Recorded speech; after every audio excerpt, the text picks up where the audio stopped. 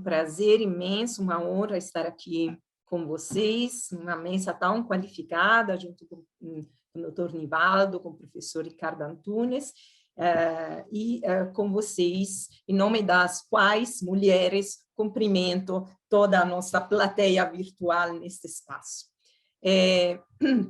Bom, parabenizo também essa iniciativa da CTB, importante, né, fazer uma avaliação de quais são as condições atuais no nosso direito do trabalho, de como ele vem se formando, se modificando, se reestruturando através dos laboratórios, né, da precarização, como diz o título do nosso painel, e também pensar em entender um pouco como o sindicato está reagindo e como pode e deveria reagir para enfrentar esse momento de dificuldade.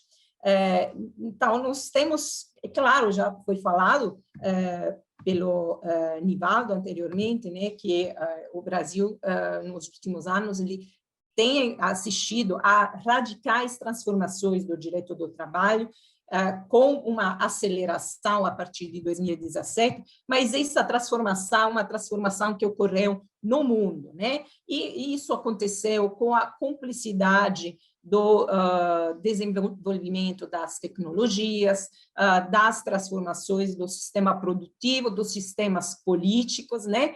E o direito do trabalho, ele é sempre muito sensível às transformações e às mudanças políticas. E eu arrisco a dizer, e já disse isso em muitas palestras, que nós não tivemos apenas mudanças nos conteúdos do direito do trabalho, mas tivemos modificações tão substanciais que, de qualquer forma, elas afetaram o próprio DNA do direito do trabalho. Nós tivemos tantas transformações que induziram mudanças nos objetivos, na hierarquia de valores em que o próprio direito do trabalho se embasa, né? Então, esta transformação, ela tem que ser avaliada por aquilo que é. Será que essa transformação foi meramente casual? Claro que não foi, né? Claro que não foi. As economias capitalistas, elas passaram por uma crise profunda nos anos 70. Enfim, se esgotou, a partir daquela época, o regime de acumulação de capital, que tinha como base o compromisso fordista. E isso por que aconteceu? Porque diminuíram os ganhos de produtividade, se desenvolveu o trabalho improdutivo, como, por exemplo, bancos, seguros, ainda houve uma saturação da norma social de consumo, né? E nesse contexto, o próprio capital, ele teve que proceder a uma reestruturação. E essa reestruturação aconteceu de uma forma extremamente agressiva, extremamente violenta. A partir dos anos 70 e em parte dos anos 80, nós vivemos a globalização com um crescimento exacerbado de capitais que estavam disputando pela apropriação da mais-valia, ou seja, o capital conseguiu se impor, dando respostas a esta crise em grande estilo, se recompondo e se reestruturando, né? E aí que aconteceu? Houve um processo de privatizações das empresas estatais, países como China e Índia se tornaram fábricas do mundo devido ao baixo custo da mão de obra, enfim, houve uma reestruturação produtiva que foi movida pela flexibilização das relações trabalhistas, terceirização, aumento de informalidade, desregulamentação do fluxo de capitais, enfim. Essa foi a grande resposta do capital, né? E essas respostas foram cristalizadas a partir do Consenso de Washington, em 1989, que promoveu um ajuste macroeconômico dos países em desenvolvimento que estavam passando dificuldades, né? Então, um momento importante também foi um informe do OCDE, da Organização para a Cooperação e Desenvolvimento Econômico, em 1994, né? No qual a gente lê que as dificuldades do mercado, elas dependiam da rigidez do mercado, e que então precisava retirar essas rigidezas, né? Então, foi a partir daí que se começou a utilizar a assim chamada análise econômica do direito. E nessa análise econômica do direito, o direito do trabalho ele vem sendo considerado capaz de incidir sobre fatores macroeconômicos, então considerado como um instrumento de política econômica. E nestas análises, o que vinha sendo negligenciado, claro que não foi uma omissão casual, né? Foi a avaliação dos custos humanos que estavam relacionadas às reduções de direitos que se tornaram consequência dessas novas políticas. Mas será que essas políticas funcionaram? Claro que não, né? As coisas não saíram da forma planejada, o crescimento ficou muito mais baixo do esperado, sobretudo na América Latina, né? E aí é importante lembrar que o próprio Banco Mundial ele fez uma sorte de autoavaliação num documento que é The World Bank's Economic Growth in 1990s, Learning from a Decade of Reform, em 2005. Né? Nesse documento, se fala que afinal, apesar que as reformas não funcionaram do jeito que deveria, mas que não há regras universais e que então temos que nos afastar de fórmulas pré-estabelecidas. Ou seja, a nova perspectiva do Banco Mundial estava posta na necessidade da experimentação, né? E aí que todos nós viramos alvo de uma grande experimentação, porque não havia nenhum tipo de estudo que demonstrasse a bondade e a eficiência das medidas que seriam adotadas. Então, foi feita uma escolha, uma experimentação, transformar o direito do trabalho num instrumento de política econômica. E o direito do trabalho ele foi sendo chamado para garantir a competitividade do sistema econômico, e, nesse sentido, eu entendo que houve um completo reviravolta da natureza do direito do trabalho, porque este arrebatamento coloca a lógica econômica como privilegiada respeito à necessidade de tutelas dos trabalhadores, razão pela qual o direito do trabalho surgiu. Então, a partir desse momento, o salário ele não tem mais uma dimensão social, o trabalhador ele é apenas considerado como um instrumento, né? Dentro da própria organização de trabalho. A flexibilidade ela deve ser funcional não às exigências dos trabalhadores, mas das empresas, né? E a própria negociação coletiva, né? Que deveria ser um instrumento que deveria, de qualquer forma, limitar ou pôr alguns freios, né? A concorrência desenfreada,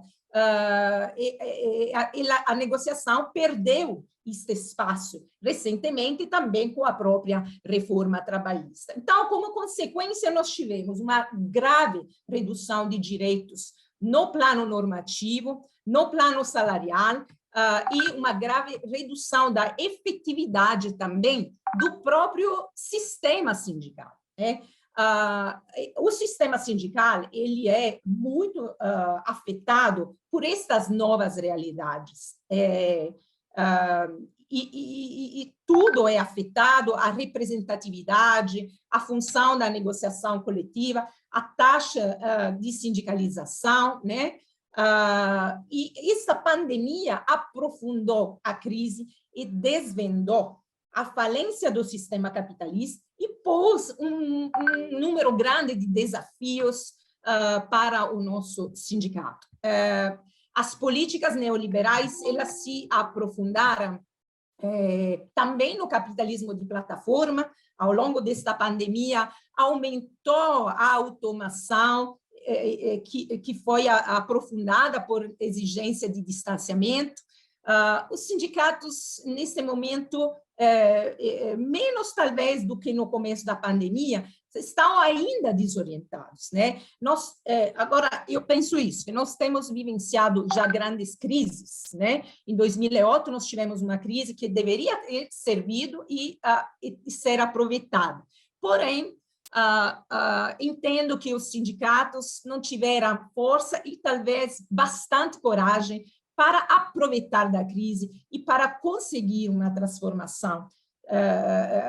Nós sabemos que havia um movimento de crítica ao capitalismo, mas se perdeu a oportunidade dos sindicatos ser um contraponto e um verdadeiro espaço de resistência, ou seja, se permitiu ao sistema capitalista de voltar mais forte e mais agressivo do que antes, né? E quem pagou os custos desta crise foi claramente a classe trabalhadora, com direitos reduzidos, em nome da austeridade. Tivemos a reforma trabalhista, a reforma da Previdência, ataques aos servidores públicos, a terceirização, o teto de gastos, né? E tudo isso enquanto o sistema financeiro continuava colocando dinheiro no bolso, né? E tem um democrata americano que diz que nós não podemos perder a oportunidade de uma crise, né? E como nós temos visto que o sistema capitalista ele não teria sobrevivido, ou talvez teria sobrevivido de forma diferente, sem a presença do Estado nesse sistema, né? Nós temos que entender e fazer com que se entenda a importância da presença do Estado. E o sindicato tem que ser um ator importante nesse trabalho de formação e de informação da própria população. Nós precisamos de um Estado presente, de um Estado que não seja o Estado mínimo que se quer, e é sintomático há também o fato que muitos defensores das políticas keynesianas tenha, de qualquer forma, das políticas da Escola de Chicago, tenha, de qualquer forma, reconhecido a importância do Estado neste momento. O coronavírus, ele fez desmoronar completamente um castelo, né? E agora,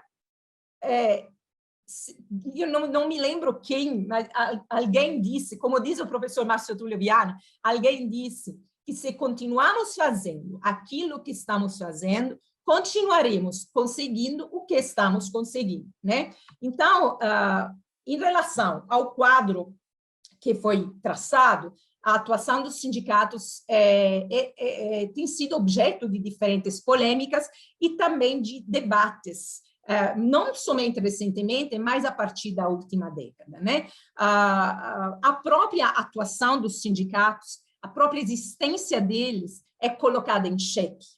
E eu falo também como sindicalista, porque não foi falado aqui, mas eu sou presidenta do Sindicato de Professores de Universidades Federais de Belo Horizonte, Montes Claros e Ouro Branco. Então, além de ser professora de Direito do Trabalho, eu tenho também a minha experiência sindical, que me diz o quanto os sindicatos estão sendo desmoralizados, né? Desmoralizados, quantos já foram desmoralizados, né? hoje, com certeza, a capacidade combativa dos sindicatos está enfraquecida, não porque os sindicatos querem, mas porque há todo um conjunto de fatores que conspiram contra o sindicato, né? E quais são esses conjuntos de fatores que conspiram contra o sindicato? Primeiro, nós temos fatores objetivos, que a empresa se organiza de forma que não precisa mais reunir os trabalhadores na fábrica. Então, nós temos a globalização, a nova tecnologia, o trabalho remoto, o home office, a reestruturação produtiva que organiza... 5 minutos, doutora. Sim, uma mão de obra muito fragmentada, relações extremamente precárias, líquidas, né? E essas pessoas, esses precários, eles não se filiam ao sindicato. Não se filia a sindicato até eles terem garantia da possibilidade da defesa de um interesse coletivo. E se os precários estão afastados, delocalizados, e se não existe uma força que possa juntá-los embaixo de um único, de um único chapéu, né, eles continuarão sozinhos, né? Um outro fator é um fator ideológico que conspira contra os sindicatos, né? E tem também uma questão de aproveitamento das emoções, né? Os trabalhadores hoje eles gritam por liberdade, eles querem ser autônomos, eles se sentem bem em não sentir diretamente o peso da direção e da exploração. E esses trabalhadores, sempre, cada vez mais afastados, eles não se sentem mais companheiros. Falta solidariedade que permitiu a organização em nível sindical dos trabalhadores e que permitiu de impulsionar a criação do próprio direito do trabalho. Agora, o direito do trabalho, ele tem uma autonomia respeito a outros ramos do direito. Esse é um dos seus pontos fortes, ter se construído por uma ação coletiva. Por que o sindicato ainda é importante, ainda resiste, não obstante tudo? Porque ele, historicamente, é o que fez a união de muita gente e que fez com que as pessoas conseguissem se juntar para construir o direito do trabalho. Então, hoje, nós precisamos fortalecer a ideia que sem sindicato não existe direito do trabalho. Se o direito do trabalho está tão enfraquecido, nós devemos isso à campanha de enfraquecimento que foi feita dos próprios sindicatos, também aos problemas, as pandemias internas do próprio sindicato. Claro que eu não estou aqui negando, existe um monte de problemas dentro do próprio sindicato, mas externamente o sindicato está sendo atacado e essa luta de narrativas, nessa disputa de narrativas que a gente tem que entrar, né? Precisa se pensar nisso. Se o sindicato vive na luta, a luta só é possível na solidariedade. E precisa ver como o sindicato deve se adequar a essa realidade para se fortalecer novamente, né? Hoje nós temos muitas dificuldades, a principal a dificuldade de se manifestar na rua da forma clássica. No dia 29, e aqui vou fazer propaganda, já vou me encaminhando para a conclusão, no dia 29, nós todos estaremos na rua, porque, como disse antes o professor Nivaldo, nós não temos que lutar apenas pelas lutas clássicas do sindicato. Hoje é necessário que o sindicato lute para a sua existência, para a existência do direito do trabalho, para a existência da cidadania e pela democracia. Por isso, nós, no dia 29, todos os sindicatos estarão na rua, porque nós todos entendemos que este governo mata mais do que o próprio vírus. Necessidade, se o povo está na rua, é por culpa desse governo. Então, é nesse sentido que eu entendo que os sindicatos precisam ampliar a própria luta, não se fixar na luta padrão, né? É a hora de induzir a participação, de seduzir as massas, precisamos lutar-se para regras trabalhistas, contra a flexibilização, porque, como diz Lacordaire, entre o rico e o pobre, entre o forte e o fraco, entre o patrão e o operário, é a liberdade que oprime, é a lei que liberta. Então, nós temos muitos desafios pela frente. O professor Ricardo Antunes, com certeza, irá brilhantemente concluir este painel com detalhamentos, né, dos grandes desafios do sindicato neste momento. Estou ansiosa de ouvi-lo, agradeço pela atenção e pelo convite.